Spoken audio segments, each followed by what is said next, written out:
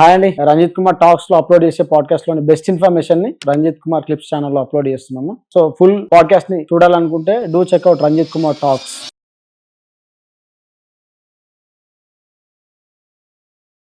ఇంకా మీదంటే return exam అయిపోయినాక ఏంటంటే రిక్రూట్మెంట్ కోసం తర్వాతకి మనకి మెడికల్ టెస్ట్ ఉంటుంది అన్నట్టు. మెడికల్ టెస్ట్ లో అందరూ భయపడుతుంటారు, నాకు ఎట్లుంటది ఏముంటది అని మెడికల్ టెస్ట్ కోసం భయపడుతుంటారు. మెడికల్ టెస్ట్ అంటే ఇన్ కేస్ మీకు ఏమన్నా సైట్ ప్రాబ్లం ఉందంటే సైట్ కొంచెం మీరు వేరియేషన్ చేసుకోవచ్చు, ముందే లేజర్ ట్రీట్మెంట్ అయినా చేసుకోవచ్చు మీరు.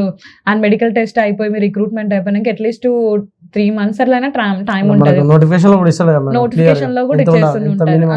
సో మీరు యాక్చువల్లీ అంటే ఇప్పుడు ఎగ్జామ్ అయిపోగానే మీకు తెలుస్తుంది నాకు వస్తుంది స్కోర్ వచ్చేసింది అంటే ఈ లోపు మీరు లేజర్ ట్రీట్మెంట్ చేసుకోవచ్చు. ఆ టెస్ట్ అయిపోతుంది, టెస్ట్ అయిపోయాక మీకు అంటే లేజర్ ట్రీట్మెంట్ అది సెట్ అయ్యేంత వరకు కూడా అప్పటి లోపు ఏం ట్రైనింగ్ కాదు. యాక్చువల్లీ మాకు రిజల్ట్స్ వచ్చేసింది ఏప్రిల్లో వచ్చింది, మా ట్రైనింగ్ అనేది అక్టోబర్లో స్టార్ట్ అయింది, ఈ మధ్యలో గ్యాప్ ఉంటుంది. సో సెట్ అయిపోతుంది అన్నట్టు. ఇంకా అందరూ బెయిర్ ఫుట్ అయితే ఉండొద్దు అని అంటారు. సో నార్మల్ ఫుట్ ఉండాలి. ఇంకా అది అయిపోయినాక మెడికల్ అంటే ఇంకా నార్మల్ చేయగలుగుతారు, ఈజీగా అయిపోతుంది, అందరూ ఫిట్ ఉంటారు, ఏం ప్రాబ్లమ్స్ అయితే ఉండవు. మాక్సిమం చూసేది లేజర్ ఒకటి, ఎందుకంటే మనం ఫైరింగ్ అవి వేస్తుంటాం కదా, లాంగ్ విజన్ అనేది ఉండాలి కాబట్టి అది పక్కా చూస్తుంటాను అన్నట్టు. చూసినాక ఇది అయిపోయినాక మన రిక్రూట్మెంట్కి వెళ్ళినాక ఇక ట్రైనింగ్ అంటే మీ అందరికీ తెలిసిందే, ఇక పొద్దున్నే లేవాలన్నట్టు. పొద్దున్న యాక్చువల్లీ అంటే మా బ్యాచ్ చాలా పెద్దగా ఉండే, గర్ల్సే 222 ఉండే అన్నట్టు. మా దాంట్లో అందరం ఒక బ్యారెక్ లో ఉంటుండే. దానికోసం ఇంట్లో అంటే మనం నార్మల్ గా ఫ్రీ ఉంటుండే, ఎప్పుడు లేచినా ఏమన్నా. ట్రైనింగ్ లో అంటే ఒక డిసిప్లిన్ ఉండాలి. ఇన్ కేస్ మనం ఒక్కరని లేట్ వచ్చినా ఆ గ్రౌండ్ లో ఉన్న అందరూ మనల్ని చూస్తుంటారు. సో ఎర్లీగా యాజ్ పాసిబుల్ ఎర్లీగా లేవాలి. కొందరు మా ఫ్రెండ్స్ అయితే ఎట్లా అంటే ఇవన్నీ ఎవరు చేస్తారు, ఇవన్నీ నా వల్ల కాదన్నట్టు మొత్తం నైటే చేసేసుకొని ఒక 5 minutes ముందు లేచేస్తారు, బ్రష్ చేసేస్తారు, డైరెక్ట్ వెళ్ళిపోతారు అన్నట్టు. ఇంకా నాలాంటి నేనైతే లేట్గా చేస్తుంటుంటా, ఏదో అంటే లెంతీగా చేస్తుంటుంటా. లెంతీ చేసే వాళ్ళకి ఎట్లుంటుంది అంటే కొంచెం ఎర్లీగా వేసేసి ఎవరు లేనప్పుడు వేసేసి మళ్ళీ పడుకునేది అన్నట్టు. పడుకొని అందరూ పోయేటప్పుడు పోవచ్చు అన్నట్టు. సో అట్లా మార్నింగ్ అంటే 5:45కి రోల్ కాల్ ఉంటుంది అన్నట్టు. స్టార్టింగ్ అయితే వెపన్ ఏమి ఉండదు కాబట్టి సో 5:45 టైం వరకు ఉండాలి.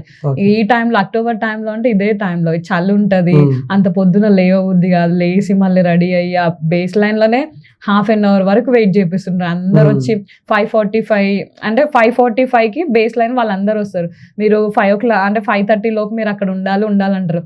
అక్కడ నుంచి 6:15 వరకు అట్లనే వెయిట్ చేపిస్తుంటారు. వెయిట్ చేపించి అంటే స్టామినా అంతా పెరుగుతుంటుంది ఆ చలికైనా అట్లా అయినా. నెక్స్ట్ ఇంకా గ్రౌండ్ స్టార్ట్ అవుతుంది అన్నట్టు.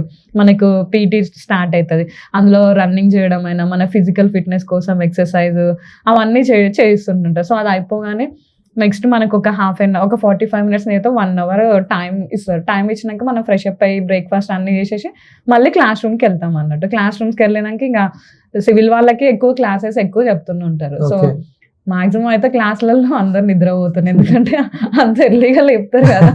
అంత ఎర్లీగా లేపుతుంటే ఆటోమేటిక్గా లేపి మనం మళ్ళీ బ్రేక్ఫాస్ట్ చేసేసి ఫిజికల్గా ఇవన్నీ ట్రైనింగ్ చేసేసినాక అందరికీ ఆటోమేటిక్గా నిద్ర వస్తుంది. సో కొందరు సార్లు అయితే ఇట్లా నిద్రపోతున్నాను మధ్యలో లేపి క్వశ్చన్స్ అడుగుతారు. వాళ్ళు అడిగే క్వశ్చన్స్ కన్నా భయంతో కాలేజ్ లాగా అడుగుతుంటారు. సో కొందరు ఉంటారు ఇక లాస్ట్ బెంచెస్ అయితే ఎట్లాగో నిద్రపోతుంటారు. అట్లా అయిపోయినాక క్లాసెస్ అయిపోతాయి. సో ఆఫ్టర్నూన్ వచ్చేస్తుంది, ఆఫ్టర్నూన్ లంచ్ బ్రేక్ ఇచ్చేస్తారు. లంచ్ అయిపోయినాక సో మాకు ఉండేటప్పుడు వికే సింగ్ సార్ ట్రైనింగ్ ఉండే అన్నట్టు. సో అంతకు ముందు సెషన్ వాళ్ళకి ఆఫ్టర్నూన్ కూడా అంటే వాళ్ళకు కూడా ఆఫ్టర్నూన్ మళ్ళీ ఫిజికల్ ట్రైనింగ్ ఉండే. మాకు వికే సింగ్ సార్ ఉన్నప్పుడు పోలీసింగ్ అంటే ఓన్లీ ఫిజికల్ ట్రైనింగ్ కాదు, ప్రాక్టికల్ గా మీరు పబ్లిక్ తో ఎట్లా రియాక్షన్ అవుతున్నారు సో అవన్నీ ఉండాలని మాకు రోజు ఒకటి అంటే పెట్టేస్తుండే. సో బ్రెయిన్ స్టార్మింగ్ సెషన్ అని ఏదన్నా ఇప్పుడు ఫర్ ఎగ్జాంపుల్ ఏదైనా కేసు వచ్చిందంటే మాకు జనరల్గా అయితే మేము ట్రైనింగ్లో ఉన్న టైంలో వాళ్ళు చెప్తుంటే అంత అర్థం కాకపోయేది. ప్రాక్టికల్గా వచ్చినాక అర్థమైపోయింది. ఫర్ ఎగ్జాంపుల్ ఇప్పుడు కంప్లైంట్తో ఎట్లా మాట్లాడాలి, ఎట్లా సాల్వ్ చేయాలనేది మేము రెగ్యులర్గా డే టు డే బేస్లో మాట్లాడుతూనే వస్తుంది. సో సార్ మాకు అప్పుడే ఆలోచించి ఫర్ ఎగ్జాంపుల్ ఈమె కంప్లైంట్ వచ్చింది, సో ఈమె లేడీస్ ఈమెకి ప్రాబ్లం ఇట్లుంది మీరు ఎట్లా చేసేస్తారు అని ఒక టీమ్ని ఫామ్ చేసేసి క్లాస్ లోనే వాళ్ళతో ఎట్లా డీల్ చేస్తారని అట్లా ప్రాక్టికల్ గా చేయించేది. బ్రెయిన్ స్టార్మింగ్ సెషన్ అన్నట్టు, అంటే ఒక్కొక్కరు మీ మైండ్ లో ఏ థాట్స్ ఉన్నాయి ఇవన్నీ చెప్పండి అని కూర్చొని ఆ థాట్స్ అట్లా చేయించిండే. మళ్ళీ మా కోసం హాబీ క్లబ్స్ అని పెడుతుండే. అంటే ఒక్కొక్కరికి ఒక్కొక్క టాలెంట్ ఉంటది కదా, సో మేము వన్స్ డిపార్ట్మెంట్ లోకి వచ్చేసి మన టాలెంట్స్ అన్ని పోతుండే, అట్లా ఏం లేకుండా ఉండే. సార్ మాకు మంచిగా హాబీ క్లబ్స్ అని డిఫరెంట్ అంటే photography, gardening, dancing and painting అయినా నెక్స్ట్ ఇట్లా ఉంటుండే. సో మేమేం చేస్తుండే అంటే ఒకే హాబీ క్లబ్కి పోతే బోర్ కొడుతుంది, అన్ని హాబీ క్లబ్స్లో మాక్సిమం అన్ని నేర్చుకుని అట్లా డే టు డే వెళ్తుండే. సో సార్ ఉన్నప్పుడు అయితే మా ట్రైనింగ్ మంచిగా జరుగుండే. అంటే కొన్నిసార్లు బాధ అనిపిస్తుంది కానీ కొన్నిసార్లు ఇట్లా హాబీ క్లబ్స్ అయినా ఇవన్నీ ఉంటుండే, టైం పాస్ అయిపోతుండే. సో ఈవినింగ్ మళ్ళీ ఫాల్ ఇన్ అయిపోయి ఇంకా 7 లోపే తినేస్తాం. అంటే అక్కడ మనకి టైమింగ్స్ తొందరగా లేస్తాం, తొందరగా పడుకోవడం, తినడం అయినా తొందరగా ఉంటుంది. మనకి ఇంకా టైం అనేది ఉండదు. ఆల్మోస్ట్ అంత ఎర్లీగా లేస్తాం, మళ్ళీ గ్రౌండ్ నుంచి క్లాసెస్కి ఇవన్నీ నడవడం, చాలా అలసిపోతాం. సో ఈవినింగ్ వచ్చేసరికి ఎవరితో ఫోన్లు కూడా అంత అసలు యూజ్ చేయం మనం. మన ఎవరో క్లోజ్ అన్న వాళ్ళు మమ్మీ వాళ్ళతో మాట్లాడే ఇంకా ఉంటుంది అన్నట్టు. ఈవెంట్స్ అట్లా అయిపోయాక సో మనకి అక్కడ మెరిట్ బేస్ అక్కడ టెస్ట్లు ఉంటాయి కదా, సో అక్కడ ఈవెంట్స్ టెస్ట్ ఉంటాయి, అట్ ద సేమ్ టైం మనకి రిటర్న్ టెస్ట్లు కూడా ఉంటాయి. సో కొందరు అనుకుంటారు ఇప్పుడు మన ఒక్కొక్కరు ఒక డిఫరెంట్ బ్యాక్గ్రౌండ్ నుంచి వస్తారు. ఫర్ ఎగ్జాంపుల్ నేను ఇంజనీరింగ్ బ్యాక్గ్రౌండ్ నుంచి వచ్చిన, కొందరు అంటే డిగ్రీ బ్యాక్గ్రౌండ్ నుంచి వస్తారు, ఇంకా కొందరు ఒక్కొక్క బ్యాక్గ్రౌండ్ నుంచి వచ్చేస్తుంటారు. అందరికీ అన్ని తెలుసు.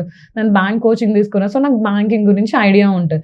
మనం ట్రైనింగ్కి వెళ్ళినాక మనకి ఆల్మోస్ట్ అన్ని సబ్జెక్ట్స్ అంటే ఇప్పుడు ఫర్ ఎగ్జాంపుల్ నార్మల్గా మనకి రెగ్యులర్ కేసెస్ ఎట్లా వస్తుంటాయి, ఒక పర్సన్ సూసైడ్ చేసుకొని చనిపోయిండు, అది సూసైడ్ చేసుకుని చనిపోయిందా లేకపోతే ఎవరినైనా చంపేసిండా అని మనకు డౌట్ వస్తుంటుంది. అది ఎట్లా అంటే అది రావాలి, మనం తెలుసుకోవాలి. రీజన్ అంటే ఏంటిదంటే మనకి కనుక సబ్జెక్ట్ నాలెడ్జ్ ఉండాలి. సో దీనికోసం మనకి ఫోరెన్సిక్ మెడిసిన్, ఫోరెన్సిక్ సైన్స్ అట్లాంటి సబ్జెక్ట్స్ కూడా చెప్పిస్తారు అన్నట్టు. సో అవి మనకైతే ఐడియా ఉండదు కదా. ఫర్ ఎగ్జాంపుల్ ఇప్పుడు ఇక్కడ ఒక బ్లడ్ స్క్రాచెస్ పడ్డాయి, ఇట్లా బ్లడ్ స్ట్రెయిన్స్ పడ్డాయి అనుకో, ఆ బ్లడ్ స్ట్రెయిన్స్ అంటే కొట్టుకుంటే పడ్డాయా లేకపోతే ఎవరైనా నార్మల్గా పొడిచారా కత్తితో తీసుకొని అట్లా, అవన్నీ మనకి ఎట్లా కలెక్ట్ చేయాలి, వీటిని ఎట్లా టెస్ట్ చేయాలి, ఇవన్నీ ఫోరెన్సిక్ మెడిసిన్, ఫోరెన్సిక్ సైన్స్ వల్ల ఉంటాయి. సో ఇన్వెస్టిగేషన్ సబ్జెక్ట్స్ చెప్పేస్తారు అన్నట్టు. ఇంకా లా గురించి కూడా ఉంటాయి. యాక్చువల్లీ మన లా అంటే మనకి నార్మల్గా ఇప్పుడు మీకంటే ఐడియా ఉండకపోవచ్చు, మాకు కూడా ఐడియా లేదు. లా అంటే ఏందో లా స్టూడెంట్స్కి ఐడియా ఉంటుంది అనొచ్చు, అది కూడా చెప్పిండ్రు. సో యాక్చువల్లీ పోలీస్కి మ్యాక్సిమం అన్ని సబ్జెక్ట్స్లో నాలెడ్జ్ ఉంటుంది అన్న. లా తెలుస్తుంది, మెడిసిన్ అంటే ఫోరెన్సిక్ సైన్స్, ఫోరెన్సిక్ మెడిసిన్, ఇంకా ఈవెన్ జనరల్గా సైబర్ క్రైమ్ అట్లాంటి వాటిపైన ఇచ్చేస్తుంటారు. ఆల్మోస్ట్ అన్ని సబ్జెక్ట్స్లలో నాలెడ్జ్ మంచిగా ఇచ్చేస్తుంటారు. సో అది యూస్ఫుల్ అవుతుంది. ఇన్ కేస్ నువ్వు వేరే జాబ్కి పోయినా ఓకే, కానీ ఈ మొత్తం నీకు ఆల్ డిపార్ట్మెంట్స్ లా మొత్తం తెలుస్తుంది.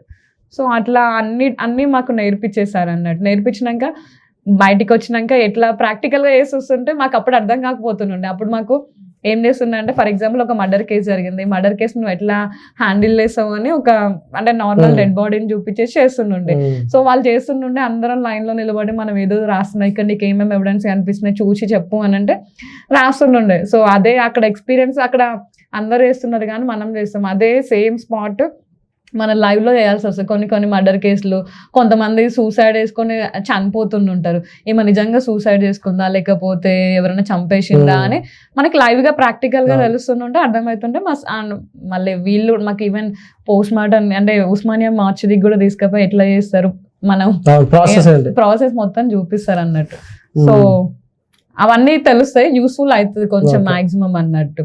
అది అయిపోయినాక సో అక్కడ రిటర్న్ టెస్ట్ పెడతారు, ఇవన్నీ subjects return test. At the same time మన ఈవెంట్స్ ఉంటాయి కదా, ఫిజికల్ ఈవెంట్స్, BOAC అని, నెక్స్ట్ రన్నింగ్ అయినా ప్రతి ఒక్క దాంట్లో ఈవెంట్స్ మార్క్స్ కూడా కండక్ట్ చేసేస్తారు. ఇప్పుడు మాబ్ ఆపరేషన్ కూడా అది కూడా ఒక ఈవెంట్ లాగా కండక్ట్ చేస్తారు. ఇప్పుడు ఫర్ ఎగ్జాంపుల్ బయట చాలా మంది గ్యాదర్ అవుతున్నారు, అక్కడ ఇష్యూ చేస్తుంటే మనం మాబ్ని ఎట్లా కంట్రోల్ చేయాలని అది కూడా మనకి ట్రైనింగ్ ప్రాక్టికల్గా చూపిస్తారు. సో మాబ్ని ఎప్పుడైనా కంట్రోల్ చేయాలంటే జనరల్గా ఏం చేస్తామంటే అందరు క్రియేట్ చేయరు, ఇప్పుడు ఒక్కరే లీడర్ ఉంటారు, మాబ్కి ఒక లీడర్ ఉంటారు. ఆ లీడర్ని మనం పిక్అవుట్ చేసేసి ప్రాబ్లం ఏంటిదని ఆ లీడర్ని కొంచెం గట్టిగా విరిచేస్తే అది మొత్తం సొల్యూషన్. లేదు నేను మాబ్ని మొత్తం డిస్పర్ చేసేస్తా, లాఠీ చార్జ్ చేసేస్తా అంటే ఇష్యూ మొత్తం పెద్దగా ఎక్కువ అవుతుంది. సో మన లీడర్ని పిలిచి నీ ప్రాబ్లం ఏంటిది, నీకు ఏం సొల్యూషన్ కావాలని తీసుకొచ్చి మనం అతనితో మాట్లాడితే ఇష్యూ అంతా సాల్వ్ అయిపోతుంది. సో అవన్నీ చేస్తారు. అవన్నీ చేసేసినాక సో దాంట్లో మెరిట్ వచ్చేస్తుంది. ఆ మెరిట్ బేసిస్ పైన మాకు ప్రమోషన్స్ ఉంటాయి అన్నట్టు. ఇప్పుడు ఫర్ ఎగ్జాంపుల్ మేము 700 సివిల్ 700 ఎస్ఐస్ రిక్రూట్ అయినాం అనుకో. రిక్రూట్ అయితే సో ఈవెంట్స్ అండ్ ఈ రిటర్న్ ఎగ్జామ్లో ఎవరు టాప్ ఉంటారో ఆ టాప్ బేసిస్ లిస్ట్ ఫామ్ చేసేస్తారు. ఆ లిస్ట్ వైజ్ ప్రమోషన్స్ వచ్చేస్తాయి. సో ఈ ప్రమోషన్స్లో కూడా రిజర్వేషన్స్ అనేవి ఓన్లీ ఫర్ ఎస్సీ ఎస్టీకి రిజర్వేషన్స్ ఉంటాయి. నార్మల్ పీపుల్స్కి ఇంకా అందరూ మెరిట్ బేస్ పైన ఉంటుంది. సో ప్రజెంట్ మాది 2000 యాక్చువల్లీ 12 బ్యాచ్ నడుస్తున్నాను. 12 అయిపోయాక 14 తర్వాతకి 18 బ్యాచ్ తర్వాతకి మా బ్యాచ్ 20 బ్యాచ్. Okay madam.